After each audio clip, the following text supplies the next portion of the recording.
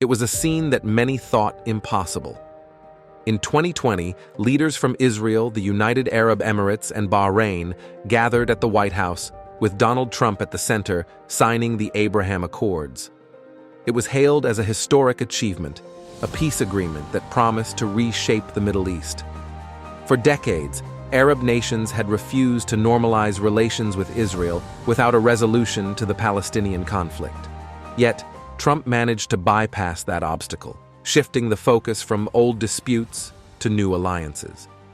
The accords were a diplomatic breakthrough, creating partnerships built on shared interests, trade, technology, and a united front against Iran. But as the world watches the recent turmoil in the Middle East, the question now is whether these accords can survive the shifting sands of conflict, and whether Trump can use them to reignite his ambitions for a deal of the century. The Abraham Accords were never meant to solve the Israeli-Palestinian conflict. Instead, they were designed to reframe the region's priorities.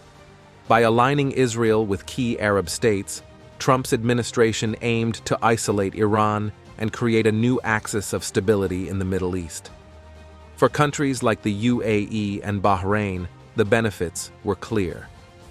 Access to Israeli technology, stronger ties to Washington, and increased security cooperation in a volatile region made normalization an attractive proposition.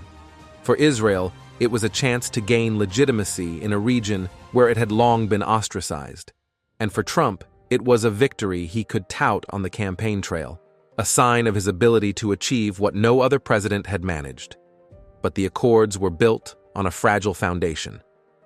The Palestinian leadership saw them as a betrayal, a sign that Arab nations were abandoning their long-standing commitment to the Palestinian cause.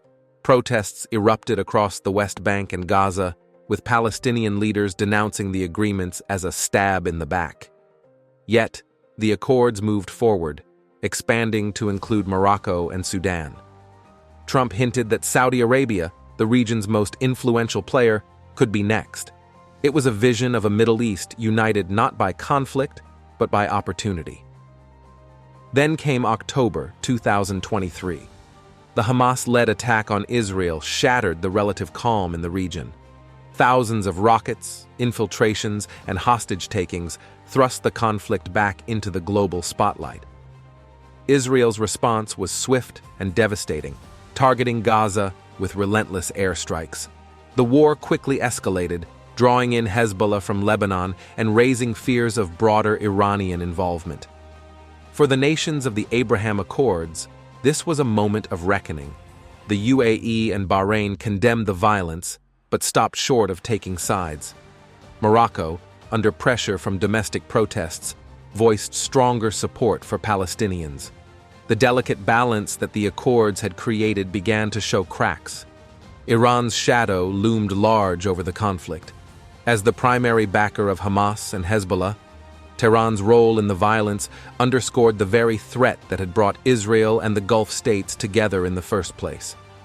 The Abraham Accords were built on the premise that Iran's regional ambitions posed a greater threat than the Israeli-Palestinian conflict.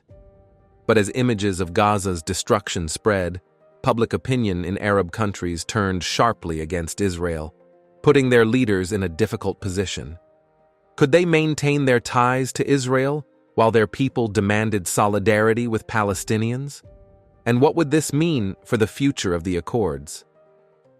For Donald Trump, the Abraham Accords are not just a legacy, they are a roadmap. If he returns to the White House, he is likely to build on these agreements, using them as a foundation for a broader peace initiative. But the current conflict has made that task more complex. The accords were possible because they sidestepped the Israeli-Palestinian issue. Now, with the conflict reignited, that issue can no longer be ignored. Any attempt to expand the accords, to include Saudi Arabia for instance, will have to address the Palestinian question in a meaningful way. This is where Trump's vision for the deal of the century could come back into play.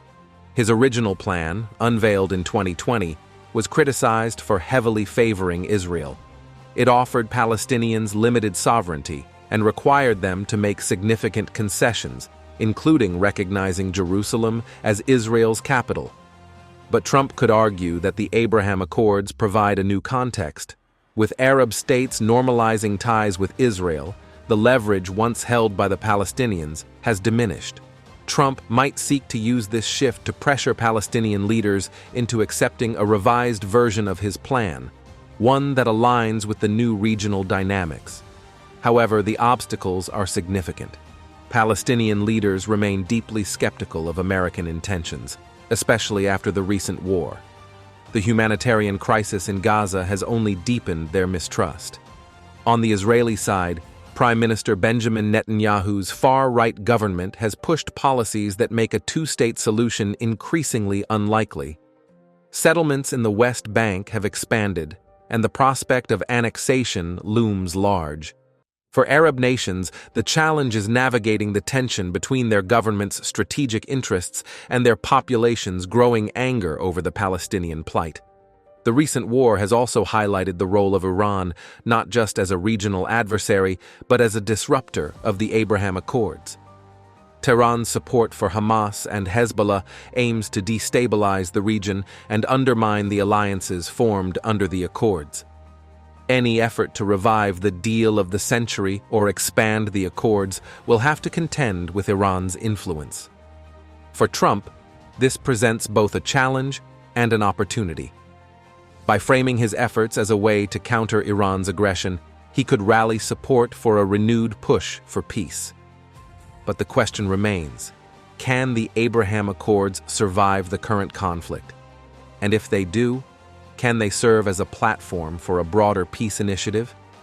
For Trump, the answers to these questions will define not just his foreign policy, but his legacy.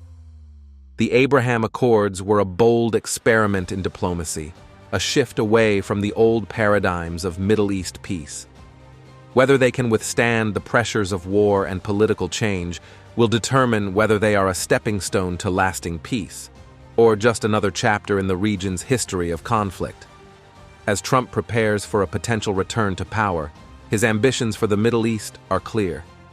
He sees the Abraham Accords as a foundation, a starting point for a new era of diplomacy. But to build on that foundation, he must confront the realities of a region more divided than ever. The recent war has shown the fragility of peace and the enduring power of unresolved grievances. For Trump, the challenge is not just to finish his deal of the century, but to prove that the accords he championed can weather the storms of conflict and become the cornerstone of a new Middle East. Can the accords that reshaped the Middle East withstand the forces now tearing it apart? And can one man's vision truly bring peace to a land defined by conflict? Or will the promises of the Abraham Accords become another casualty of history,